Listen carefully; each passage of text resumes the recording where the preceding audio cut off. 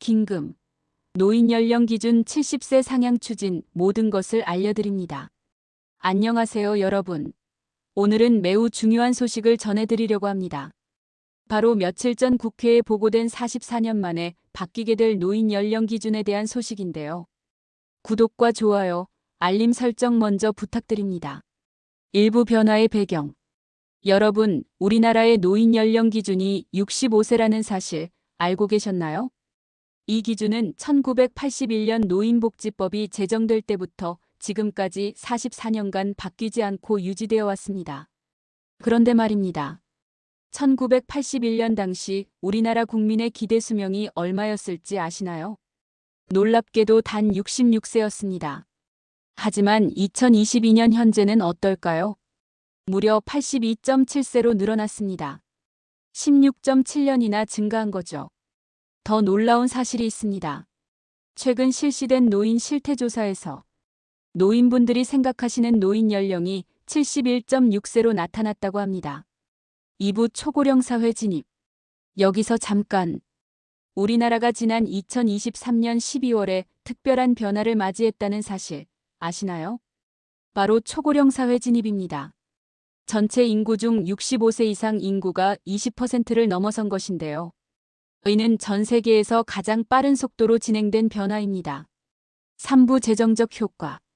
이제 구체적인 숫자로 이야기해 보겠습니다. 국회 예산정책처의 분석에 따르면 기초연금 수급 연령을 70세로 올릴 경우 2023년에만 약 6조 3천억 원, 2024년에는 약 6조 8천억 원의 재정이 절감된다고 합니다. 2년간 총 13조 1천억 원이라는 어마어마한 금액이죠. 여기에 노인 일자리 사업까지 포함하면 2023년 약 5,847억 원, 2024년 약 8,673억 원이 추가로 절감됩니다. 4부 미래 전망. 자, 이제 미래를 한번 살펴볼까요? 통계청이 발표한 장래 인구 추계를 보면 2022년 898만 명이었던 65세 이상 고령 인구가 2072년에는 무려 1727만 명으로 늘어날 전망입니다. 더 충격적인 사실. 2072년이 되면 우리나라 전체 인구의 절반 가까운 47.7%가 65세 이상이 된다고 합니다. 중위 연령도 지금의 44.9세에서 2072년에는 63.4세로 높아집니다. 즉, 50년 후에는 환갑을 맞은 분들이 오히려 젊은 축에 속하게 되는 거죠. 5부 정부의 계획. 보건복지부는 이 문제를 어떻게 다룰 계획일까요? 먼저, 법과 제도를 급하게 바꾸기보다는 사회적 논의를 충분히 진행하겠다고 합니다. 이기일 차관은 이렇게 말씀하셨는데요. 지속 가능한 대한민국을 만들기 위해 본격적으로 논의에 나가겠다라고 하셨습니다. 6부 전문가들의 의견. 여러 전문가들은 이번 변화를 어떻게 바라보고 있을까요? 서울대 인구정책연구센터 이상림 책임연구원은 이것은 복지 축소가 아닌 초고령 사회에 맞는 복지 시스템의 전환이라고 설명하셨습니다. 특히 강조하신 점은 절감되는 재정을 단순 복지 확대가 아닌 시스템 전환에 투자해야 한다는 것입니다. KDI의 분석도 흥미로운데요. 2025년부터 10년마다 약 1세씩 노인 연령을 올리면 어떻게 될까요?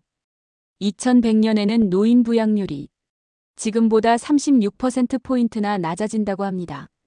7부 앞으로의 과제. 자, 그렇다면 이 변화를 성공적으로 이끌기 위해 우리가 고려해야 할 점들은 무엇일까요? 첫째, 질병과 장애에 대한 부담을 고려해야 합니다.